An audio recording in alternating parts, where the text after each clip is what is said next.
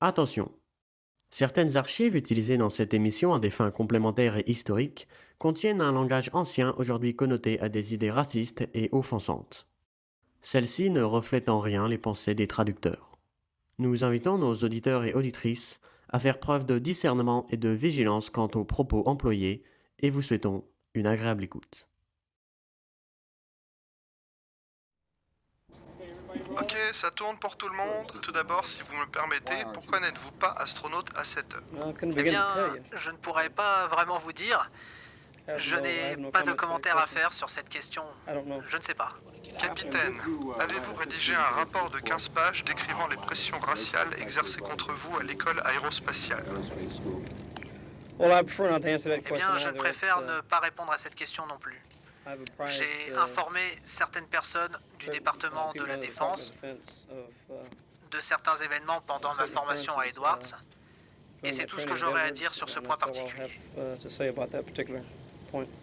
Il y a un point qui m'a été soulevé, plus tôt aujourd'hui, à propos d'un article dans un magazine qui disait que j'ai dit qu'un certain officier m'avait dit que les négros ne devraient même pas être en uniforme. Et sur ce point précis, je voudrais vraiment souligner que personne ne m'a jamais dit cela verbalement. Vous ont-ils déjà dit quelque chose comme ça? Eh bien, je refuse de commenter sur ce point. Êtes-vous maintenant de fait complètement mis à l'écart du programme d'astronaute? Y a-t-il une chance pour que vous y retourniez? Je ne sais pas, je n'en ai aucune idée. Well, my name is Ed Dwight. I'm from Kansas City, Kansas, which is Je m'appelle Ed one of the Dwight. states east of here. Je viens de Kansas City, au Kansas, I joined the Air qui est l'un Force des when I États à was l'est 18 years d'ici, old au Colorado. became a pilot in the Air Force. Et j'ai rejoint l'Air Force à l'âge de 18 ans. 7 years, I was Et je suis devenu I was pilote selected dans to l'Air be Force. the first 7 ans plus tard, African American astronaut j'ai été candidate. sélectionné pour être le premier I did not candidat go up in space astronaute afro-américain. back in 1960. Mais je ne suis pas allé dans l'espace. And I was C'était appointed en by President 1960. Kennedy J'ai to be été the nommé first par le président African-American Kennedy astronaut. pour être le premier astronaute I afro-américain. did not travel into space, but Et je n'ai pas, encore une fois, je ne suis pas allé the dans l'espace. military left the Air Force and became Mais j'ai quitté l'armée, quitté l'Air Force, and so I've et been je a suis devenu sculptor sculpteur. for the last Et donc, 50 je suis years, sculpteur and, depuis 50 ans. I Et do, partout aux Black États-Unis, History Memorial je fais all des over mémoriaux sur the l'histoire United des States. Noirs. And, Et c'est ce que je fais depuis les that's what I've 60 been doing dernières for the années. last 60 years. Et récemment, And après recently, 60 ans de travail, after 60 years of en tant que sculpteur, on m'a doing work as a demandé sculptor, I was si je voulais aller dans l'espace. was asked if I wished Et to donc, go c'est ce que into j'ai fait. space. Je suis allé dans l'espace And so et I je did. suis I devenu went la into personne la space plus and âgée became the à avoir jamais oldest voyagé dans person to ever l'espace. traveled in Et donc, space. voilà où j'en suis aujourd'hui. And so that's where I am right now. Seconde partie. Artiste-sculpteur, réflexion sur l'histoire afro-américaine, vol spatial et héritage.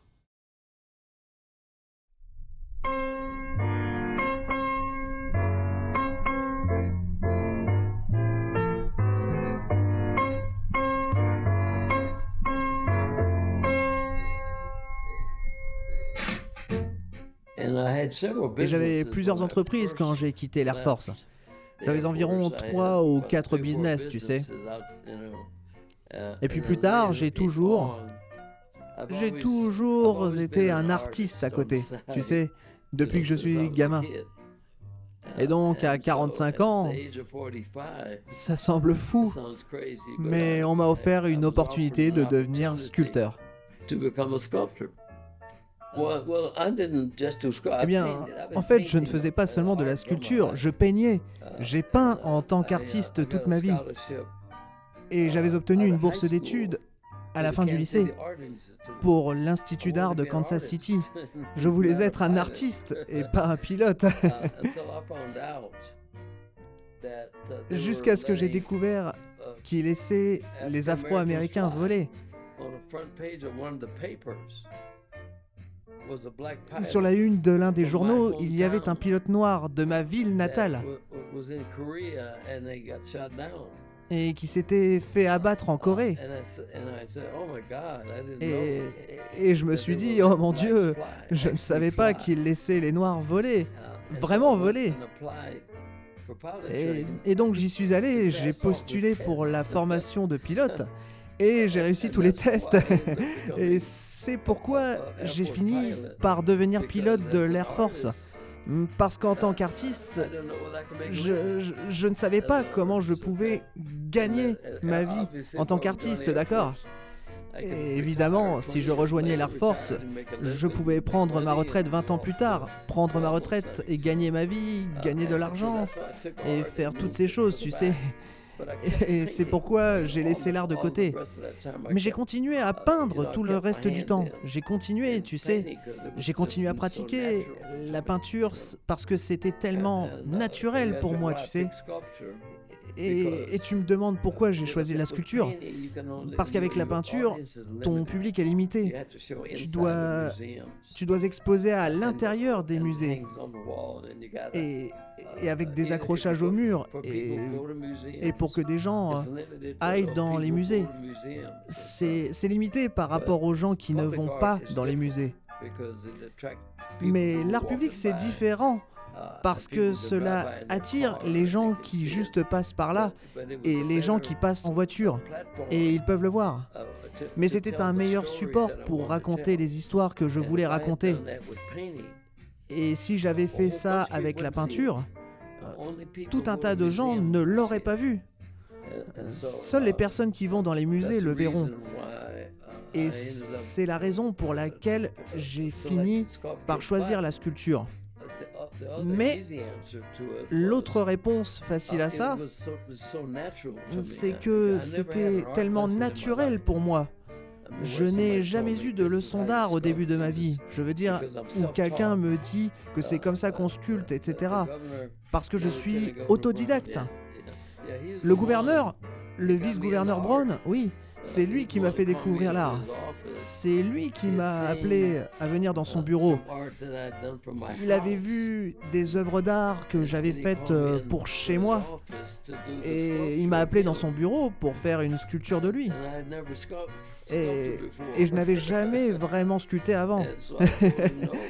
Et donc je lui ai dit non, parce que je n'avais jamais fait ça avant. Et il m'a encouragé à me débrouiller pour apprendre à le faire. Il m'a dit « Va à la bibliothèque ». Je lui ai dit « Je ne sais pas. Je ne sais pas comment faire ça. Je ne sais pas sculpter ». Alors il m'a dit « Va à la bibliothèque, prends un livre et apprends par toi-même ». Et c'est ce que j'ai fait. Et je pouvais, avec ma formation d'ingénieur, je pouvais percevoir comment tout cela était structuré. Comment les visages sont structurés. Mon passé d'ingénieur m'a aidé à concevoir les visages. Donc cela m'a facilité la tâche parce que je pouvais utiliser l'ingénierie pour faire le visage de quelqu'un. Parce que chaque visage se construit dans certaines limites. Tu sais, la largeur de ton œil correspond au même espace que la distance entre tes yeux. C'est la même distance, tu sais. Et tes oreilles, le bas de ton nez et le haut de tes sourcils correspond à la hauteur de tes oreilles. Et donc j'ai étudié tout ça. C'était facile pour moi de le percevoir, de percevoir le corps humain. Et de le faire grâce à l'ingénierie pour m'assurer que c'était juste.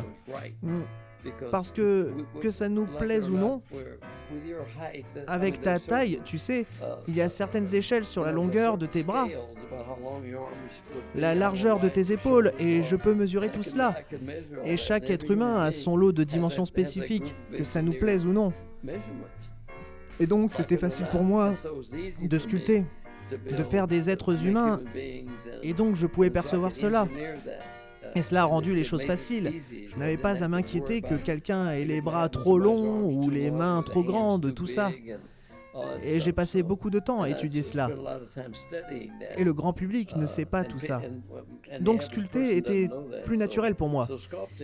Et comme je disais, la peinture a des limites. La sculpture n'a absolument aucune limite. Vous pouvez le faire à l'intérieur, à l'extérieur ou peu importe. Et c'était la première sculpture que j'ai faite dans ma vie de cette manière.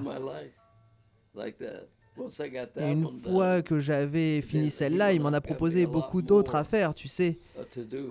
Alors je me suis dit, bon, peut-être que c'est ce que je devrais faire. Et la raison qui m'a été donnée à pourquoi je devrais le faire, c'est parce que les Noirs en Amérique n'avaient aucune histoire sur ce qu'ils avaient fait en Amérique, tu sais. Parce que les Blancs ont découvert l'Amérique, les Noirs sont venus ici en tant qu'esclaves, tu sais. Et il n'y avait aucune raison pour la population blanche majoritaire de faire des statues ou d'enregistrer tout ce que les esclaves ou les anciens esclaves avaient fait. Je veux dire, pourquoi s'embêter, tu sais? Et donc, on m'a offert l'opportunité de faire des sculptures pour raconter une autre histoire des Afro-Américains noirs en Amérique. African Americans in America. What ended up happening? A lot of people came Ce to qui a me fini par arriver, beaucoup de gens venaient me voir et imaginaient que parce qu'il y avait beaucoup d'artistes qui sont homosexuels, et en voyageant, ça avait beaucoup à voir avec ma taille, ils m'ont accusé et certains étaient déçus que je n'étais pas homosexuel. Et j'ai un peu été emporté là-dedans contre mon gré. L'idée que parce qu'il y avait tellement d'artistes dans le secteur de l'art, dans l'histoire aussi, qui étaient de fait homosexuels, donc le préjugé était que c'est la seule chose à laquelle je peux penser. C'était d'être accusé d'être homosexuel, tu sais. Et je m'étais un peu énervé contre ça. Je disais, qu'est-ce qui te fait penser que je suis homosexuel? Et puis, dans beaucoup de mes expositions, quand je faisais des expositions en galerie, beaucoup d'homosexuels venaient. Et quelques-uns d'entre eux se battaient pour moi. Et j'ai vu ces gars se battre. Qu'est-ce que vous faites? Et ils se battaient pour savoir qui allait me ramener à la maison. Et j'ai dit, je ne suis pas gay. J'ai dit, je ne rentrerai pas à la maison avec un seul d'entre vous, les gars. Ok, alors arrêtez ça. Tu sais, ce genre de choses arrivait.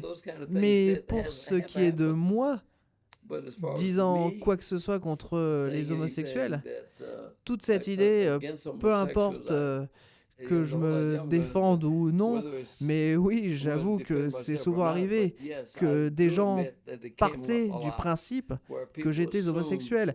Et certains d'entre eux étaient vraiment fâchés que je ne le sois pas, tu sais. Et donc, il faut tenir ça en compte. Et peut-être ma défense de dire absolument pas, peut-être que ça fait croire que je n'aimais pas les homosexuels ou quelque chose comme ça. Mais tu sais, mais mince, si tu es accusé de quelque chose que tu n'es pas, c'est juste remettre en question la vérité.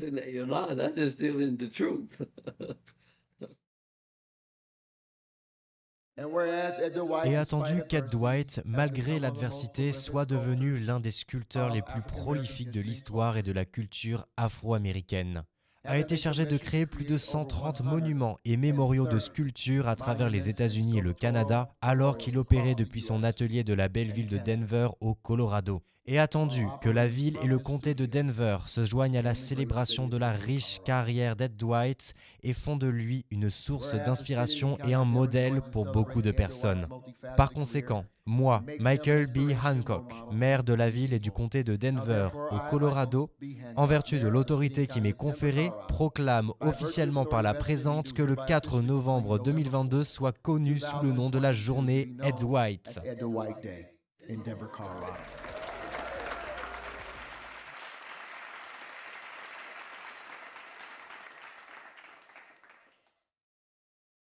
Ça, Donc, vous avez fait énormément de sculptures et d'hommages à l'histoire afro-américaine au cours des dernières décennies de votre vie. Environ 20 000 pièces de galeries, c'est ça? Et vous venez de me dire 132 mémoriaux à travers toute l'Amérique du Nord. Donc, c'est vraiment quelque chose de très important pour vous. Est-ce que vous diriez que c'est une manière pour vous de lutter contre le racisme dont vous avez souffert toute votre vie? Et cette persévérance, cette détermination que vous gardez en faisant ces sculptures encore aujourd'hui, et en avoir fait pendant autant d'années, est-ce que c'est pour vous, non pas une vengeance, mais une façon de, comment je pourrais dire, Ok, eh bien non. Dans la vie, tu sais, tu fais des choses, tu sais. Les gens font des choses par nécessité. Parce que combien de sculptures est assez? Tu sais, tu remontes dans l'histoire et certaines des plus grandes sculptures, personne ne les remet en question. Tu sais, personne ne remet en question Picasso, par exemple. Ce type a fait des milliers et des milliers d'œuvres d'art et a même fait un hommage à lui-même. Mais dans mon cas, c'est probablement un travail infini. Et le marché, si le marché demande plus, alors qu'est-ce que tu fais? Tu dis, bon, d'accord, ça suffit, je ne vais pas en faire plus. Et la réponse est non. Parce que à ce jour, si je pouvais ajouter 20 ans à ma vie, je ferais encore 130 autres sculptures et mémoriaux à cause de la demande. Quasiment à chaque fois que je décroche le téléphone, c'est quelqu'un qui veut que je fasse un autre mémorial. Toutes les villes qui m'ont appelé le font. On en a 3 que nous voulons que vous fassiez. On en a 2 que nous voulons que vous fassiez. Tu sais. Et je pourrais continuer comme ça pour les 5 prochaines années en faisant 50 autres mémoriaux.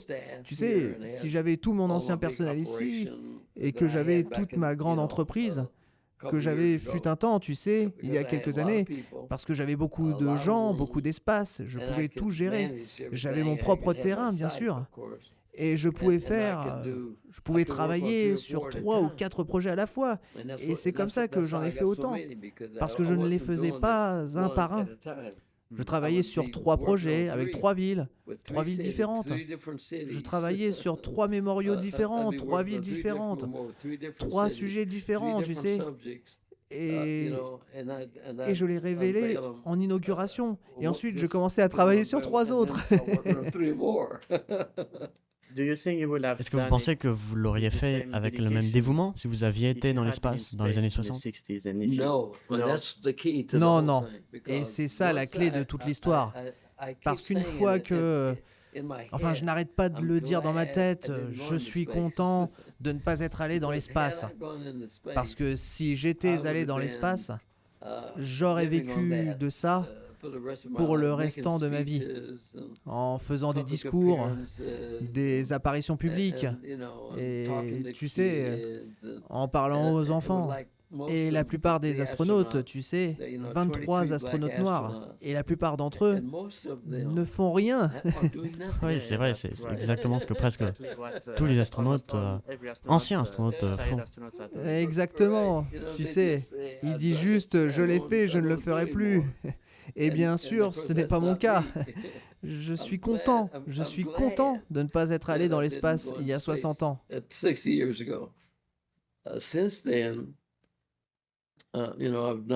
Depuis, tu sais, j'ai fait 132 mémoriaux et monuments à l'accomplissement des Noirs en Amérique pour que les gens puissent aller dans des parcs de Capitole et des places de ville et voir de l'art qui est du grand art et pas un petit truc, de grandes choses que, tu sais, les Afro-Américains ont fait en Amérique. Et ça a eu beaucoup de succès, j'en ai partout dans le pays. Et en ce moment, je travaille sur un mémorial en Normandie pour les soldats noirs qui ont combattu pendant la Seconde Guerre mondiale. Nous sommes en train de concevoir un mémorial qui ira sur les plages de Normandie et qui honorera les soldats noirs qui ont combattu pendant la Seconde Guerre mondiale. Et le plus gros problème est de collecter l'argent, parce que ça va coûter plusieurs millions de dollars pour pouvoir le faire. Et donc, nous discutons avec le gouvernement français et le Pentagone d'un autre côté. Nous avons des conversations à propos du mémorial pour s'assurer qu'il est historiquement exact, pour nous assurer qu'il est correct et pour nous assurer que nous avons l'espace pour le mettre. Et on m'a présenté un site là-bas sur lequel nous travaillons, 3 sections, une pour les médecins des plages de Normandie. Il y a eu quelques médecins noirs sur les plages de Normandie qui ont sauvé 82 vies. Et puis, il y avait les aviateurs, les Tuskegee Airmen, qui ont combattu là-bas. Et ensuite, il y avait un autre groupe de Noirs. Ça s'appelait le Red Ball Express. Ils fournissaient tout. Ils étaient au nord de la Normandie. C'est là qu'on en a perdu certains. Ils fournissaient toutes les munitions, le matériel, les fournitures médicales, la nourriture et d'autres trucs pour les soldats alors qu'ils traversaient la France pour se rendre en Allemagne. C'est l'un de mes grands projets. J'en ai 2 ou 3 sur lesquels je travaille, mais oui, c'est l'un des grands projets sur lesquels nous travaillons en ce moment. Vous écoutez toujours Radio Campus et nous sommes ici à Denver au Colorado avec Ed Dwight, ancien pilote d'essai, premier candidat astronaute noir et maintenant sculpteur et artiste. Parlons maintenant du vol spatial que vous avez effectué à bord de la mission NS-25 de Blue Origin. C'était le 19 mai 2024 parce que, en effet, vous êtes finalement allé dans l'espace. Je peux même voir que vous portez un t-shirt Blue Origin en ce moment même. Ah oui, oui, je n'avais même pas remarqué. Pouvez-vous nous dire comment tout ça est arrivé, c'est-à-dire l'organisation de tout ça? Est-ce qu'on vous a appelé au téléphone un jour ou Non. comment ça s'est passé exactement? Non, ça a commencé à s'organiser. En fait, dès que j'ai commencé à faire de l'art, je me suis immédiatement impliqué avec la NASA. Je faisais de l'art pour la NASA. Ils ont commencé à nommer des astéroïdes en mon honneur. Ils ont commencé à utiliser mes sculptures, à les envoyer dans l'espace. Mon art était sur la mission Orion, tu sais.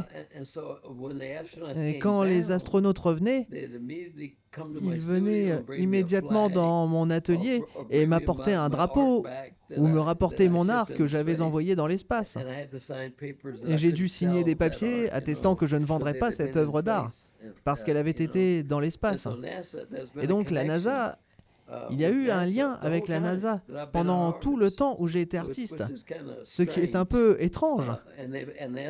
Et la NASA m'a honoré à maintes reprises. Donc tout a commencé quand Charlie Bolden est arrivé à la tête de la NASA. Il a été le premier noir, évidemment, à diriger la NASA. Et bien sûr, la conversation a alors commencé sur comment allions-nous envoyer Ed dans l'espace. Et ça a duré pendant des années. Tu sais, on doit envoyer Ed dans l'espace. Et la NASA n'avait aucun moyen pour moi de le faire à cause de la façon dont la NASA était structurée pour que je puisse arriver à la NASA et faire un vol spatial, même sur la navette. Ce n'était pas possible. Et donc, une fois que ces plateformes ont été autorisées, ces plateformes civiles ont obtenu une licence comme Blue Origin et les autres. Alors, tout le monde a commencé à parler de laquelle nous devrions utiliser pour envoyer Ed dans l'espace. Et donc, ça a commencé et nous avons beaucoup discuté, encore et encore. Et Leland Melvin, astronaute afro-américain, lui et Charlie Bolden, qui était le chef de la NASA, se sont réunis et ont dit Nous devons commencer à négocier et envoyer aide dans l'espace. Et donc j'ai accepté. Le truc, c'est qu'ils pensaient que je n'allais pas être d'accord, tu sais. Et puis quand j'ai dit oui, faisons-le, ce n'était plus qu'une question de quand, dans combien de temps on pourrait l'envoyer là-haut. Et donc ça a commencé à se mettre en place. Mais c'était vraiment impossible pour la NASA de vous faire voler dans la navette à cette époque parce que John Glenn, par exemple, le premier Américain en orbite, lui est retourné dans l'espace à bord de la navette alors qu'il avait autour des 80 ans ou presque à cette époque. Oui, tu sais, j'ai pensé à ça, mais ce qui était facile pour John Glenn, c'est qu'il ait été à la NASA et qu'il était déjà passé par là. Et la majorité de tout ça était à cause de l'entraînement. Comment tu formes quelqu'un à aller dans l'espace? Et dans ce cas, tu as John Glenn, qui était vu comme un astronaute héroïque du point de vue de la communication. Il était là tôt dans l'exploration spatiale et ça semblait tout à fait naturel pour lui de juste renfiler sa combinaison et d'aller dans l'espace. Mais dans mon cas, je n'avais pas rempli toutes les conditions de santé que la NASA exigeait. Et on a dû choisir une plateforme qui ne dépendait pas de la santé parce que tu n'allais être dans l'espace que quelques minutes. Donc si tu as un mauvais cœur, il n'allait pas être affecté. Ou si tu as d'autres problèmes, la mission était si courte qu'il n'y avait pas lieu de s'inquiéter au niveau de la santé. Et tu sais, en se baladant avec moi, je n'agissais pas comme si j'étais un vieil homme. Et ils ont imaginé que, eh bien, Dwight, il court partout pour construire des mémoriaux. Et le gars est tout énergique, alors allons-y. Et donc nous l'avons fait. Je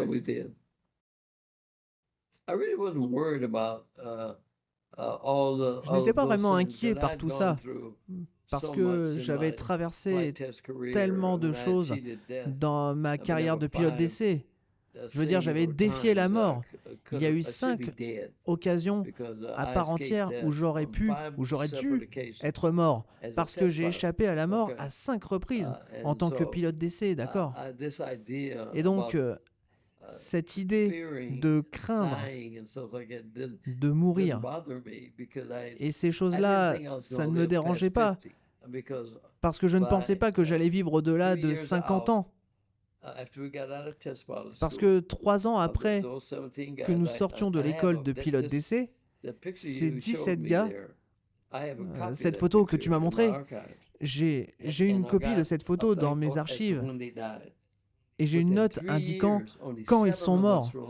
En l'espace de 3 ans, seulement 7 d'entre nous étaient encore en vie.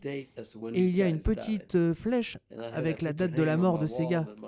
Et j'avais cette photo accrochée au mur de mon autre atelier pendant très longtemps pour me le rappeler. Donc je n'ai jamais... La mort ne m'a jamais dérangé parce que je me disais que j'aurais dû être mort il y a longtemps. Donc je n'ai jamais eu peur de ça. Et donc, pour aller dans l'espace, peu importe la raison, je veux dire, c'était juste quelque chose d'autre. La seule chose nouvelle, c'était d'où l'énergie venait. Au lieu que l'énergie soit derrière moi, comme dans un avion, là, elle était en dessous de moi. Et quand la fusée a décollé, tout d'abord, ça m'a fait peur parce que je ne pensais pas que ça allait être aussi fort. Et on avait ces gros bouchons d'oreilles, ces bouchons d'oreilles personnalisés qu'ils ont fait pour nous, tu sais. Mais c'était incroyable le bruit. Et on aurait dit que tout avait explosé. Tu sais, j'étais un peu inquiet à ce sujet. Je me disais, attends une minute, ce foutu truc vient d'exploser juste en dessous de moi. Mais une fois que la fusée montait dans les airs, j'ai rationalisé et je me suis dit, ok, c'était nouveau pour moi parce que je n'avais jamais été au sommet d'une fusée. Et puis la seconde fois où ça m'a surpris, c'est quand la capsule a quitté le booster et qu'il y avait des boulons explosifs. Et mon siège était juste au-dessus de l'un des boulons explosifs qui explose et sépare la capsule de la fusée. Et quand ça s'est activé, ça m'a fait super peur parce que je ne m'y attendais pas. Mais après avoir vu ce qui se passait, il y a eu 2 explosions. Et après, quand j'ai vu le booster dériver comme ça, c'était juste incroyable pour moi. Je me suis dit, bon sang, ces gars-là doivent continuer, c'est vraiment cool. Comment ils ont conçu ça pour que la capsule continue à monter et que le booster dérive comme ça. Ce qui m'a étonné, c'est comment il le maintenait parfaitement droit de haut en bas. Il s'est simplement éloigné et a commencé à descendre. Puis la capsule a commencé à monter en 0G et tout ça. C'est arrivé après ça.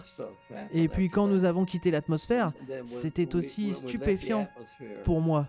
Parce que je pensais que l'atmosphère serait progressive. Et que la lumière serait progressive dans sa transition avec l'espace. Et ce n'est pas le cas. C'est une ligne nette qui coupe l'atmosphère dans l'espace. Et voir cette ligne, c'était tout simplement incroyable pour moi.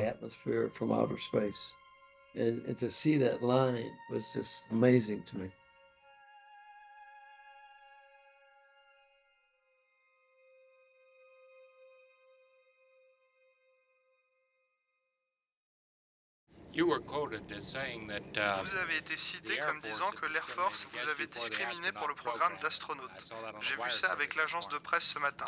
Est-ce que vous pensez que c'est vrai ou est-ce que la NASA fait la sélection des astronautes? Eh bien, je ne me souviens pas avoir jamais dit que l'Air Force m'a discriminé dans le programme d'astronautes parce que l'Air Force n'a pas de programme d'astronautes en tant que tel. Nous avons un programme spatial militaire dans les cartons, je crois. Mais à l'heure actuelle, nous n'avons pas de programme spatial militaire. En ce qui concerne la NASA, ils ont leur propre programme, ils ont un processus de sélection qu'ils font passer à tout le monde. Et en ce qui concerne les rouages internes, en ce qui concerne les raisons pour lesquelles je ne suis pas à la NASA, je ne ferai aucun commentaire là-dessus. Capitaine, quel est votre statut officiel aujourd'hui?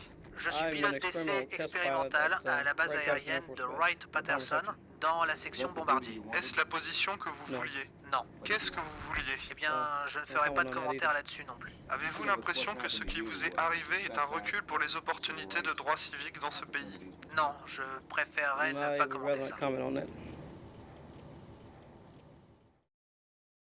Everything that's happened to me happened for a purpose. Tout ce qui m'est arrivé est arrivé dans un but. Tu sais, ma sélection là-dedans, il y avait un but derrière cela. Et finalement, l'objectif a été atteint. Parce que nous avons 23 astronautes noirs qui ont suivi. Et ils ont réussi. Donc l'idée, toute l'idée que les Noirs aillent dans l'espace, ce qu'ils pensaient à l'origine, la règle c'était pas question, c'est des trucs de blancs, pas question. Il n'y a aucune place pour que des Noirs soient impliqués là-dedans. Parce que c'est un vrai truc de héros, c'est de la vraie découverte. Et nous ne pouvons pas laisser les Noirs être impliqués dans de vrais trucs, tu sais. Et donc ce que j'ai fait, tout ce que j'ai fait, tu sais, ma présence dans ce programme a vraiment remis en question est-ce que c'est vrai? L'espace appartient aux Blancs. Et il a été prouvé que dans les bonnes circonstances, et en faisant faire la bonne formation aux Noirs, mais pensez à ça, il y a eu 20 ans à partir du moment où ça a été annoncé que le premier Noir allait partir dans l'espace. Pensez à ça, tout ce temps, entre le moment où le président m'a annoncé et puis Guyon Bluford, le premier Afro-Américain allant dans l'espace, c'était 20 ans quasiment au mois près. Et c'est vraiment effrayant ce qui s'est passé. C'est que cette période de 20 ans, suffisamment de Noirs ont été éduqués. Ils ont eu tout ce dont ils avaient besoin pendant cette période de 20 ans. Mais il a fallu 20 ans pour que cela se produise, pour qu'ils aillent dans les bonnes écoles, pour obtenir les bons temps de vol, et pour obtenir la bonne atmosphère pour que l'Amérique permette à un Noir d'aller dans l'espace. Donc c'est ça qui est vraiment important. que les gens oublient à propos de ma sélection là-dedans. Et ça a donné à l'Amérique le temps d'entraîner un groupe de Noirs pour aller dans l'espace. Mais cela devait bien commencer quelque part. Et mince, c'est moi qui ai commencé. Alors j'ai rempli mon objectif. So I served my purpose. I'm the most well-known black person that nobody's ever heard of. Je suis la personne noire la plus connue dont personne n'a jamais entendu parler. Et donc, il y a beaucoup de gens qui essayent de changer cela, qui disent « Vous connaissez ce gars ?» Et c'est seulement de ma faute. Parce que je n'ai jamais fait de publicité. Autant que si j'avais eu un agent publicitaire pour tout ce que j'ai fait. S'ils avaient commencé à me faire de la publicité pendant ces 50 ans, j'aurais été, tu sais, l'artiste le plus connu de l'histoire. Mais cela ne s'est pas produit. Et tout est de ma faute, parce que je ne faisais pas de l'auto-promotion. Je me fichais que les gens le sachent ou non, mais je faisais juste ce que je devais faire et ne pas me promouvoir pendant que je faisais tout ça. Parce que chacun de ces grands mémoriaux aurait dû être un événement. C'était partout dans les nouvelles. Ed Dwight révèle une autre sculpture, dévoile un autre mémorial. Et j'aurais pu le faire si j'avais eu un agent publicitaire pendant toutes ces années, ces 50 ans. Et les gens auraient pu me suivre. Et tout ça, grâce à un réseau de bouche à oreille naturel.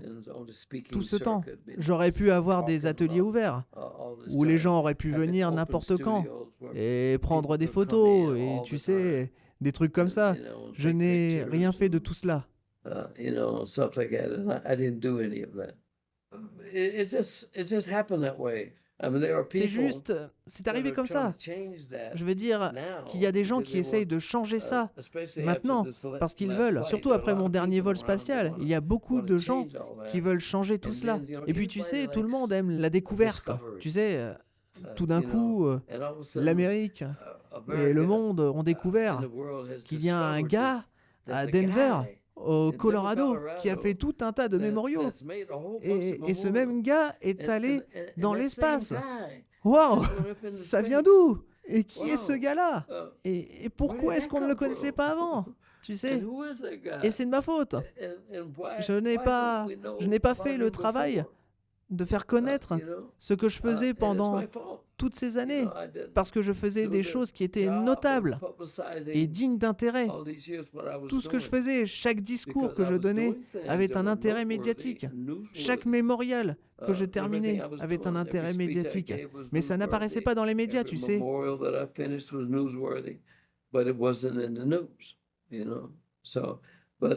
Mais maintenant, cela ne me dérange pas au point que je laisse le monde faire ce qu'il a à faire. Ce que le monde pense, ce qu'il doit faire, plutôt. Et si je suis là pour y assister, très bien. Tu sais, mais je vais mourir comme tout le monde, et être enterré. Et peut-être que quelqu'un dira que les gens se souviendront, et peut-être que quelqu'un d'autre ne le fera pas, tu sais. Mais j'ai accompli mon but sur Terre. C'est la clé de toute l'histoire, c'est que j'ai été mis ici dans un but, et j'ai à peu près accompli ce but, tu sais. C'est plus que ce que beaucoup de gens peuvent dire.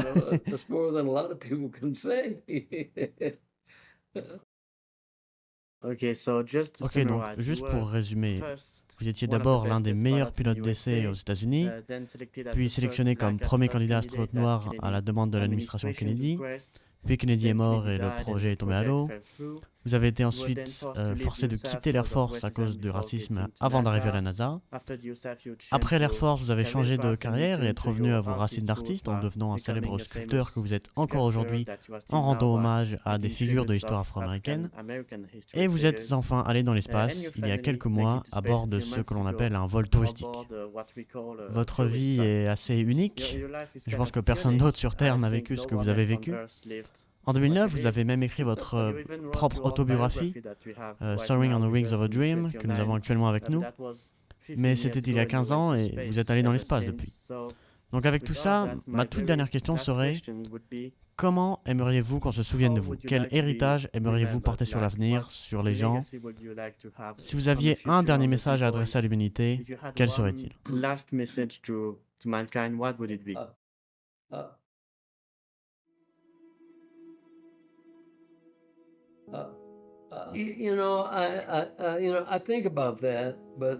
Tu sais, je pense à ça. Mais tu sais, les gens se feront leur propre opinion. Et il n'y a rien que je puisse faire. Parce que maintenant, c'est très difficile pour moi. Parce que je cours partout. Je pars dans tout le pays pour obtenir les honneurs d'une ville et obtenir des prix. Et ça ne fait que commencer. Et tu sais,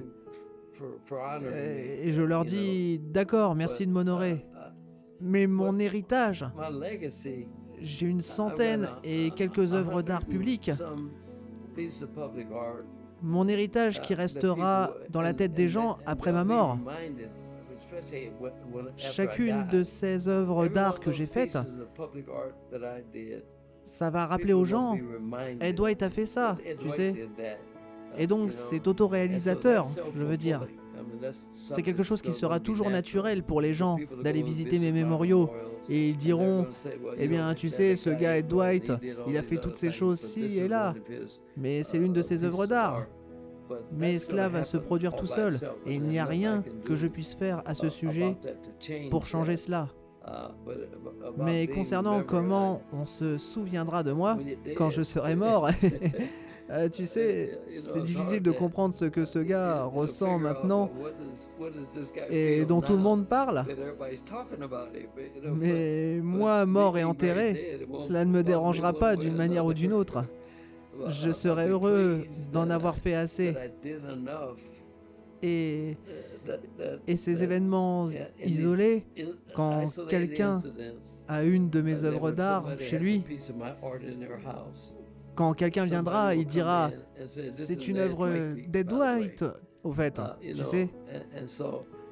Et donc, j'espère que ma famille se sentira bien à propos de ce qui reste de moi sur Terre. Tu sais, car ils sont associés à moi et ma famille élargie, parce que j'ai beaucoup de gens qui sont très très proches de moi. Et ils sont presque comme une famille élargie. Ils s'inquiètent pour moi, ils m'appellent tout le temps. Nelson Mandela en est un parfait exemple. J'ai fait une sculpture pour lui. Il a fini avec 5 de mes sculptures, tu sais. Et il m'appelait une fois par mois, après que nous soyons devenus meilleurs amis. Et voilà ce grand homme qui m'appelait une fois par mois pour me dire « Comment vas-tu?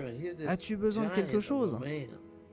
Et s'il y a quelque chose que je peux faire pour toi, fais-le-moi savoir. » Et j'avais ce numéro de téléphone, et peu importe où il se trouvait dans le monde, il m'appelait une fois par mois pour me souhaiter bon courage. Et c'était tellement important pour moi que ce grand homme prenait le temps. Et donc j'ai réfléchi, je me suis penché sur ça. Et pourquoi ce grand homme ferait-il cela ? Tu sais, pourquoi prendrait-il le temps d'appeler Ed White ? Tu sais, et j'ai eu d'autres personnes qui font le même genre de choses, qui sont vraiment des gens formidables. Ils ne m'appellent pas une fois par mois comme ils le faisaient, mais quand l'occasion se présente, tu sais, et quand ils sont très très fiers et tout ça. Et toutes ces choses, c'est assez important pour moi d'avoir ça pendant que je suis en vie. Et j'espère que ce sera important pour la famille après que je sois parti, parce que le seul souvenir vivant de moi, c'est ma famille. Les gens qui sont très proches de moi. Donc, c'est ma réponse. Longue, très longue réponse à ta question.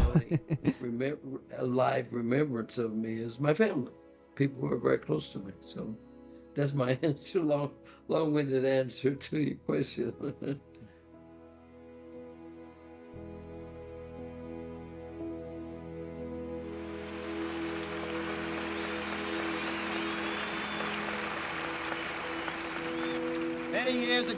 Il y a quelques années, on a demandé au grand explorateur britannique George Mallory, qui devait trouver la mort sur le mont Everest, pourquoi il voulait gravir cette montagne.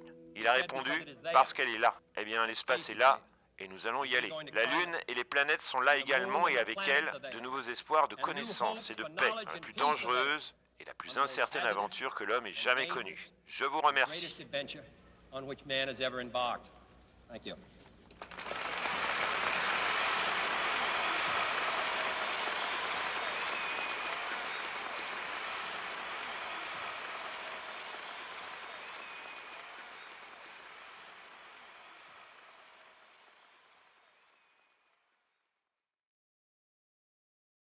Ce programme est disponible en replay sur notre site internet orléans.radiocampus.org.